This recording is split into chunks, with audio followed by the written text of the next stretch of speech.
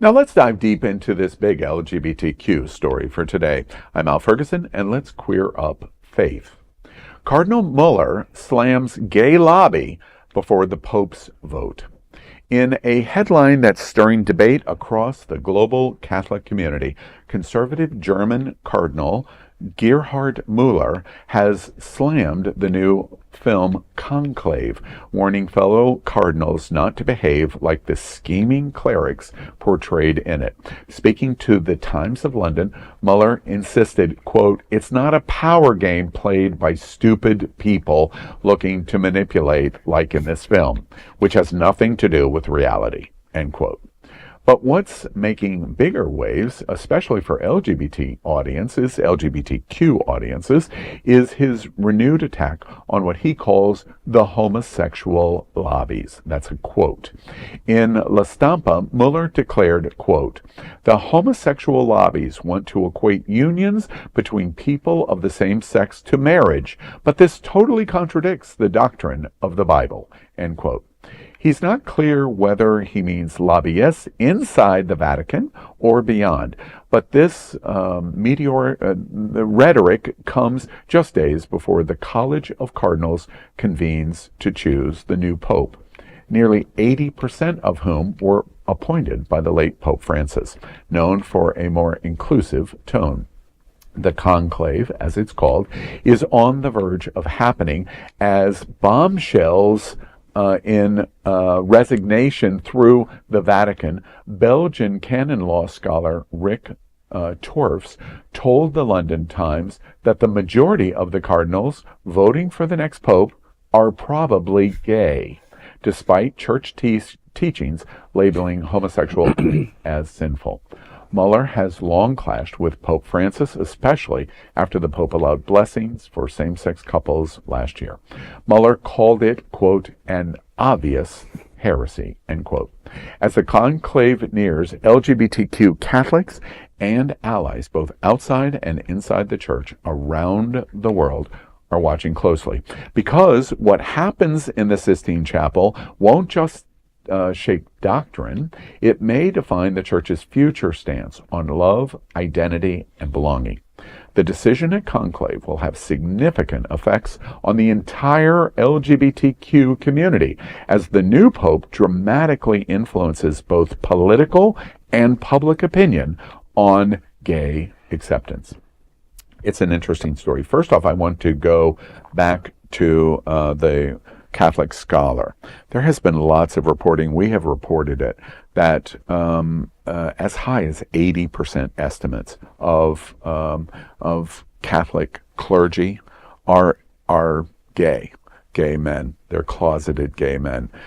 His statistic that he has given to London Times on the cardinals is breathtaking. Now, of course, there's no litmus test to prove that, but it is widely believed that a majority of Catholic clergy are actually closeted gay men. So it's interesting of that contradiction. If you have seen the movie Conclave, very interesting. I literally was gobsmacked at the end of the movie. The movie's been out for a long time, so I'm not spoiling. This is a spoiler alert, but the trans storyline at the end of the Pope that is selected is really an interesting storyline, and some plausibility because of the personality of the cardinals, which is being discussed just this week. So, you're not in the bed, you're not in the bedroom, you're not lifting the skirts, so you don't know. It's an interesting story. One last thing about the conclave. For LGBT, if you're not following the conclave, you should be. It is incredibly important. Catholics make up 1/3 to 25% of the entire population of this planet.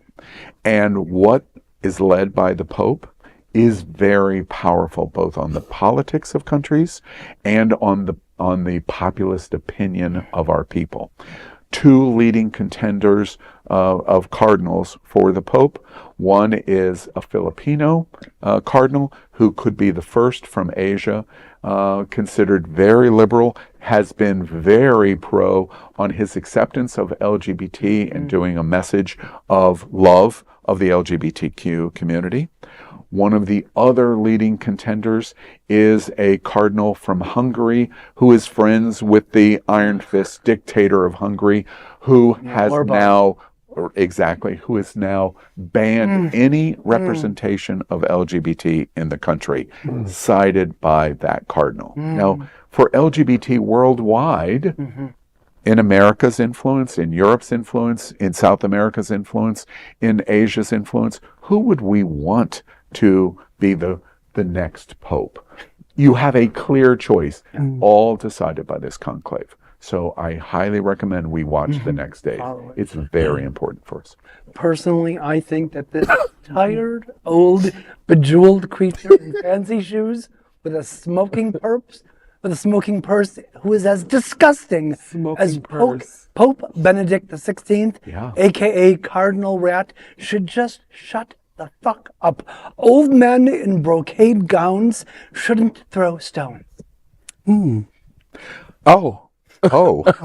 I thought the movie was actually really amazing and brought to light a lot of really important things. Like, at the end of the day, these are men with ambition. Yeah. And, you know, it's politics. A lot of, it's politics. We're competing the Kamala Trump in the Vatican at Sistine Chapel. Yes. So sure, there's going to be a cat It's a dirty little secret that they don't want to talk about. And we understand that, don't we? You know, we know there's power and there's money. And so those two things, even in the church, create a situation.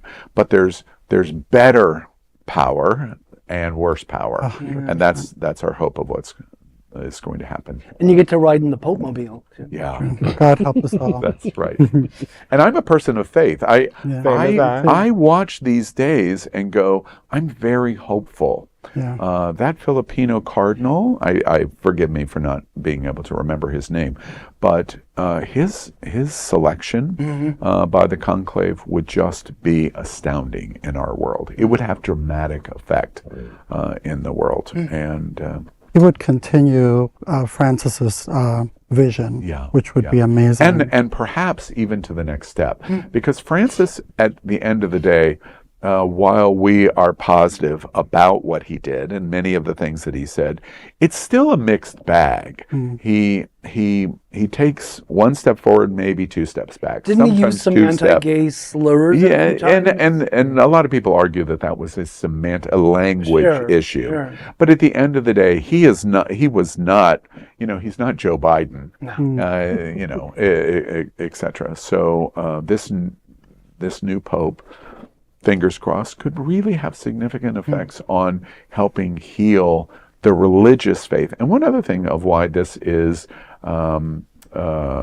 important is lots of people make the joke in social media that our vice president went to Rome and had the Pope killed.